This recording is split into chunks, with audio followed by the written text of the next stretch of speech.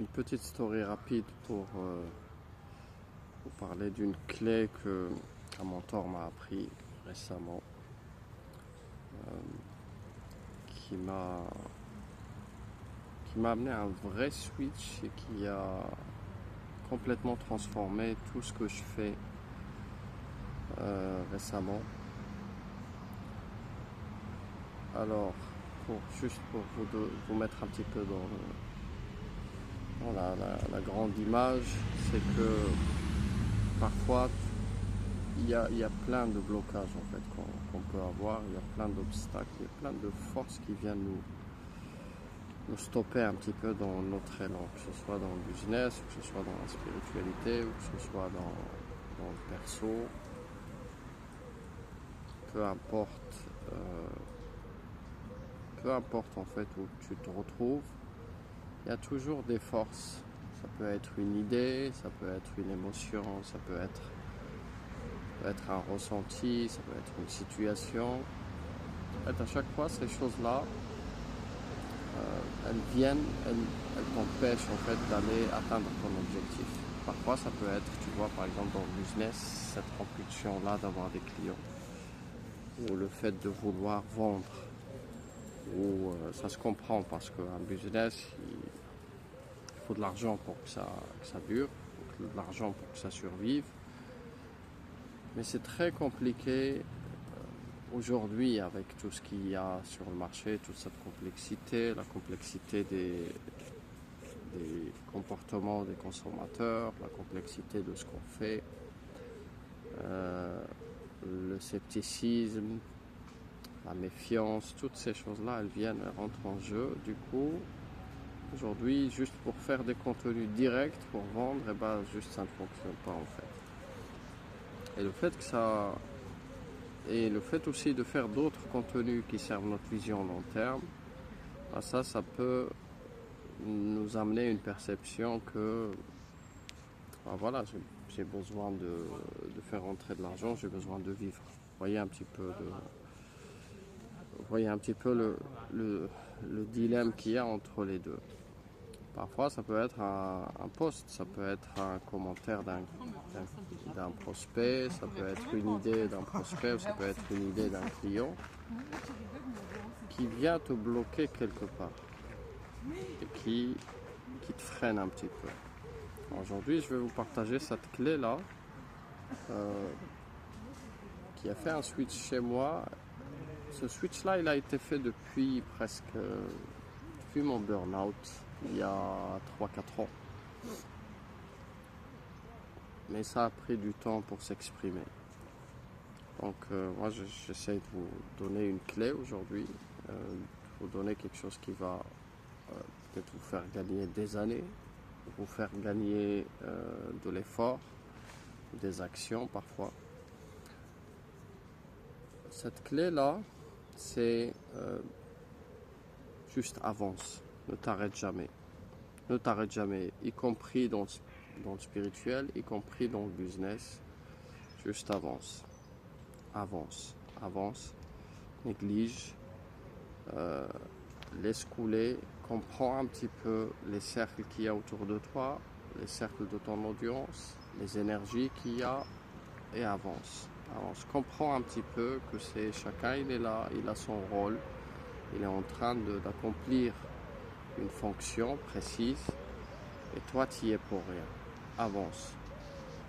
Et ça, c'était une clé pour moi parce que parfois tu fais un post, tu fais des contenus, tu fais des offres, et il suffit d'un commentaire, ou il suffit d'un avis client, ou il suffit d'un avis, encore pire quand c'est un avis d'autres gens qui ne sont pas clients. Il suffit d'un avis qui va te dire bah écoute, ça fonctionne pas, ou non, ça va pas marcher, ou tu vas pas réussir à vendre ça. Et quand tu te retrouves entre toi et toi, bah comme si ça te ramène le doute. Tu sais, il y a certaines idées qui viennent, certains ressentis ou des émotions, et bah ils viennent, et comme par magie, tu vois, tu te retrouves à aller changer cette offre, ou aller changer ce que tu fais, ou aller changer complètement ces choses-là et faire autre chose. Et tu te retrouves dans un jour sans fin. Alors ces prisons-là, que ce soit les actions, parce que même l'action, elle nous emprisonne, les émotions, elles nous emprisonnent, les situations, les plaisirs, les désirs extrêmes, tout ça, ils ont tous un degré où ça t'emprisonne. Alors, pour vous donner un exemple ici, et ce sera aussi une clé pour tous les créateurs de contenu, tous les gens qui utilisent en tout cas le contenu pour que ce soit vendre leur service, que ce soit pour servir, tous ceux qui utilisent cette force-là, cette puissance, cette pièce maîtresse-là du contenu, qui est la clé en fait pour les métiers du digital et même dans le dur. Parce que aujourd'hui, si tu n'as pas de contenu, si tu n'as pas de message, si tout ce que tu dis, ce que tu fais, ce que tu apportes ne permet pas d'engager des audiences, d'éduquer, ou même si ces termes-là, ils amènent le prospect vers certaines dimensions qui ne sont pas terribles. Mais en tout cas, si ces choses-là, elles ne permettent pas d'engager ou de faire passer les gens à l'action ou de faire conscientiser ou d'amener une certaine confiance où ça sert un petit peu ton autorité et ton branding, et ben c'est une perte de temps, une perte d'effort avant de comprendre, parce que parfois il suffit juste de faire suffisamment longtemps certaines choses pour que ça fonctionne. Et vu qu'on est coupé à chaque fois, soit pour notre ego, soit par notre soi, soit pour nos envies, soit pour... Voyez un petit peu ce mode de stimulus, réponse, réaction. Ce mode de réaction-là, il nuit gravement aux entrepreneurs. J'en parle un petit peu dans le doc que je partage sur comment aligner les actions quotidiennes aux visions long terme. Ça, c'est un document à la fois, c'est une feuille de route et à la fois c'est un doc. Si tu le comprends, ça te protège, ça protège tes énergies et ça te fait, et tu fais des bonds en avant vers la réalisation des objectifs parce qu'on lit quelque chose de tangible, quelque chose de clair, une direction avec les mécanismes du flow qu'on enseigne chez Fernand Flow, avec les 4 phases, comment rentrer dans des flows à volonté. C'est marrant parce que hier je parlais avec un ami et je lui disais que tu sais tout ton mental, tout ce que tu peux vivre, parce qu'on parlait du sommeil, lui il est plus du matin, il dort bien la nuit, tout ça. Moi je lui dis que parfois veiller tard, ça a beaucoup de bienfaits parce que ça te permet un petit peu de faire un peu d'introspection, un peu de travail sur soi ou juste un petit peu de contemplation, de méditation. Et je lui disais en fait que ce qu'il ressentait, parce que parfois il sentait de la fatigue, que parfois il ne peut pas veiller tard, des choses comme ça, je lui dis, tu sais, toutes les sécrétions neurochimiques qui se font dans ton cerveau ou dans ton être, qui te ramènent soit de la dopamine, soit de l'endorphine, soit toutes ces matières-là, toutes ces substances chimiques qui te font des ressentis et qui t'amènent vers un état d'être. Je lui dis, ces choses-là, tu peux, soit c'est elles qui te contrôlent, soit c'est toi qui les contrôles. Bon, il ne comprenait pas trop ce que je lui disais, mais on a été un petit peu plus loin et je lui dis, écoute, il y a dans certains états que tu actives, comme certains états de flow, tout disparaît, le sentiment de soi disparaît, le temps disparaît, les repères disparaissent et tu progresses parce que tu vas directement vers l'objectif. C'est exactement ce qu'on vit dans les états d'être spirituels, parce qu'ils te permettent de transcender un petit peu toutes les dimensions du soi qui restent un petit peu à un niveau, je peux le qualifier de médiocre. Un niveau où il y a juste, c'est l'énergie qui est tirée d'ici, c'est une énergie qui est tirée de l'âme animale. J'en ai parlé plusieurs fois sur ça, sur les différentes âmes qu'on a. Pardon, excusez-moi. Où l'âme elle est segmentée, en fait c'est des manifestations, c'est pas plusieurs types d'âmes, mais c'est une seule âme où il y a des manifestations. Ces manifestations-là, la première c'est l'âme animale, tout ce qui gère le corps et tout ça. Ça tire un petit peu sa source d'énergie de cet océan-là de l'âme animale. Ensuite, au-dessus, il y a l'âme du cœur ou l'âme sainte, et là on est sur d'autres dimensions. C'est là où tu commences un petit peu à aimer tout le monde du sens, le cœur, les sentiments, l'humanisme et tout ça, ça te téléporte un petit peu. Ensuite, tu arrives à d'autres stades au-dessus du cœur. Ensuite, tu as au-dessus de ce stade-là, on l'appelle le stade du secret. Ensuite, le stade du secret. Ensuite, ces âmes-là, à chaque fois que tu vas dans un niveau supérieur, et ben ton âme d'en dessous, en fait, elle plonge dans cet océan-là, et elle commence à se transformer. Elle commence à aimer plus des choses du sens, plus des choses qui t'élèvent un petit peu spirituellement dans le monde de ta compréhension. Et du coup, ça transcende tout ton être, ça transcende ton mental, ça transcende un petit peu tous les mécanismes mentaux que tu peux avoir, tous les paradigmes, et ça t'amène vers une dimension de sagesse beaucoup plus grande.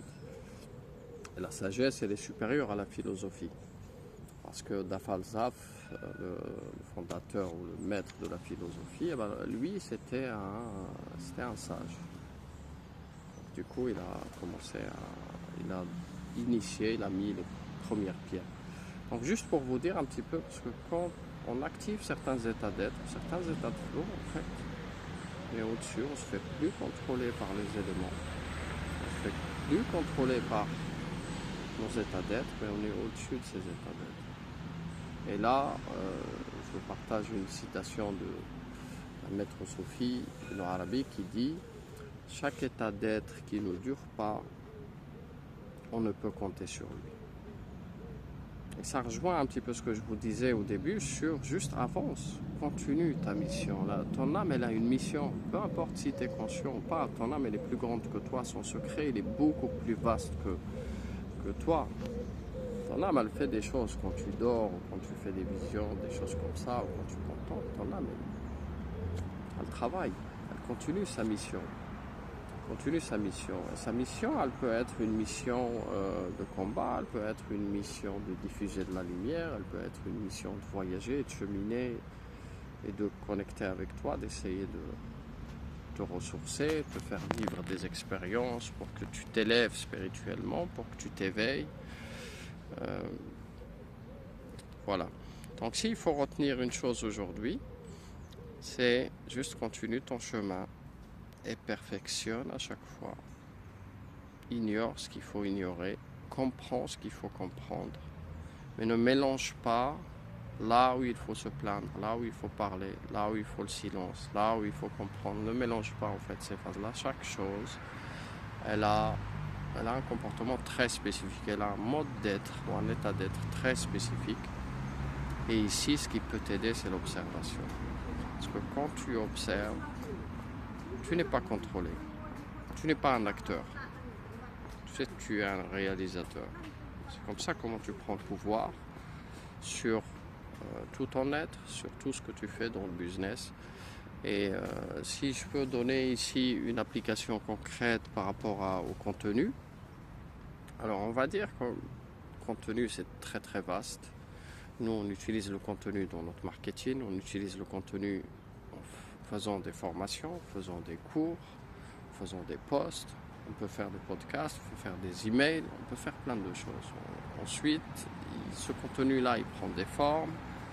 Tout ça, c'est juste pour diffuser ce message-là, pour qu'il arrive un petit peu à notre audience et qu'on puisse capter leur attention, retenir cette attention suffisamment longtemps pour qu'ils nous choisissent, pour qu'ils achètent chez nous. Ou si on est dans des schémas de set-in, closing et tout ça, nous, on essaie de vendre. Vous voyez un petit peu, chez Fan & Flow, on essaye de faire moins de prospection, moins de ça, mais plus attirer les gens et de les laisser choisir en toute liberté, juste en proposant notre choix parmi tous les choix qui existent sur le marché. Et là, on table un peu sur la conscience, on table un petit peu sur la confiance que les gens ils vont avoir en nous, on table un petit peu sur l'intelligence du prospect, son éveil, sa compréhension, tu vois, il n'est plus dans un état de somnolence, il n'est plus dans un état de manipulation, on peut venir lui promettre des choses et voilà, mais l'humain il est très complexe parce que parfois les gens ils préfèrent ceux qui leur font du mal, il y a de tout là. Le soi humain ou la psychologie humaine ou la psyché humaine, Il y a de tout à l'intérieur. Il y a de tout. Et des ténèbres jusqu'à la lumière. Alors voilà, donc nous, notre promesse chez Falent Flow, c'est de faire rien qu'avec les contenus, parce que ce qu'on fait, c'est nos contenus. Moi, ce que je vous dis, c'est ce que je fais au quotidien. C'est des choses que j'ai appliquées, j'ai testé, j'ai validé, et j'ai validé aussi avec certains clients. Ensuite, je les ai partagés. Vous savez, ça passe par un système de on prouve d'abord, on valide. C'est pas juste une idée sexy que j'ai entendue, mais j'ai attendu un petit peu de l'expérimenter par moi-même, de voir les effets et les résultats, et ensuite je la partage. Si ces contenus-là vous plaisent, eh ben, faites-le moi savoir. Si vous avez des questions, des choses comme ça sur des sujets très précis qui touchent le business, la spiritualité, le lien entre les deux, et comment rien qu'avec de simples actions quotidiennes, en rentrant dans des états de flow, il suffit d'un ou deux par jour, c'est largement suffisant pour faire en 11 heures ce que tu fais en un mois. Et tu continues ton chemin et laisse ton système travailler pour toi. Bien sûr, ici, il faut les offres qui correspondent. Il y a les contenus pour les offres. Il y a les contenus pour le client caviar. Il y a les contenus pour les stratégies. Il y a les contenus pour les systèmes. Il y a les contenus pour les outils. Toutes ces choses-là, ce sont des prédispositions. Et nous, on t'apprend comment les construire de la façon la plus simple et de les prouver, les valider rapidement et continuer ton chemin. Ensuite, on t'apprend comment les valoriser et on t'apprend comment aller les scaler. Ça veut dire augmenter un petit peu à la fois tes compétences à toi, augmenter un petit peu tes capacités à absorber encore plus. Tout n'est pas scalable. Tous les modèles ne sont pas scalables. Par exemple, dans les modèles du coaching, quand tu prends la prestation, quand c'est toi qui fais pour les autres, ça c'est un système qui va te demander, si tu veux le scaler, il te faut des grosses équipes pour faire ce travail-là que tu fais pour les clients, parce que ton temps et ton énergie ils sont limités. Donc si tu arrives à faire ça, oui, tu peux scaler, mais c'est trop lourd en termes de structure, c'est trop lourd en termes de gestion des ressources humaines, gestion des équipes, gestion des outils, des systèmes. Tout ça, chaque chose a un prix, et le prix, c'est pas forcément l'argent, c'est aussi du temps et des énergies. Si tu es dans un modèle entre les deux, ça veut dire qu'il y a une partie que c'est toi qui fais et une partie que c'est ton client qui fait. Là aussi, c'est un système qui n'est pas scalable. Après, on arrive au one-to-one. Le one-to-one, pareil, si tu fais une forme de coaching one-to-one, la seule forme ici qui te permet de scaler, c'est de facturer ultra très cher. Ça, c'est ce qu'on enseigne dans Business Caviar. Ensuite, on passe au coaching de groupe. Ensuite, on passe au mastermind et tout ça. Et nous, on essaye de trouver une formule de mixer 2 ou 3 offres ici. Une offre socle et une offre moyenne. Ensuite, soit un mastermind ou quelque chose comme ça. Et avancer. Avancer dans ce sens-là. Essayer de scaler le maximum possible. D'abord tout seul. Ensuite, en déléguant, ensuite en recrutant, en trouvant d'autres équipes, gérer des équipes qui peuvent faire ça avec vous. Mais en tout cas, si tu fais ce modèle-là tout seul, tu peux arriver à 100 cas par an, voire jusqu'à 500 cas, voire plus. Il y a des gens aujourd'hui qui font 300 cas par mois tout seul. Ça dépend. Après, si tu connais bien ton profil d'entrepreneur, tu peux savoir quelles sont les capacités et jusqu'où tu peux aller. Alors, si toi, ça peut te servir si tu te lances. Par exemple, toi, tu es dans le salariat ou tu sais pas par où commencer, tu as envie de te lancer dans un business ou tu viens de débuter dans un business. Nous, on peut t'aider à choisir la bonne direction, choisir les choses les plus simples pour toi, les plus proches de ce que tu sais faire, ou de tes hobbies, ou de tes passions, les mettre en valeur et les proposer sur le marché, ensuite suivre le processus de la validation et commencer à vendre. Deuxième chose, si toi tu es déjà entrepreneur, tu es établi et que tu tu vis un moment de stagnation, de contraction, où tu as déjà eu des résultats et aujourd'hui tu n'en as plus, et ben, c'est fait pour toi aussi.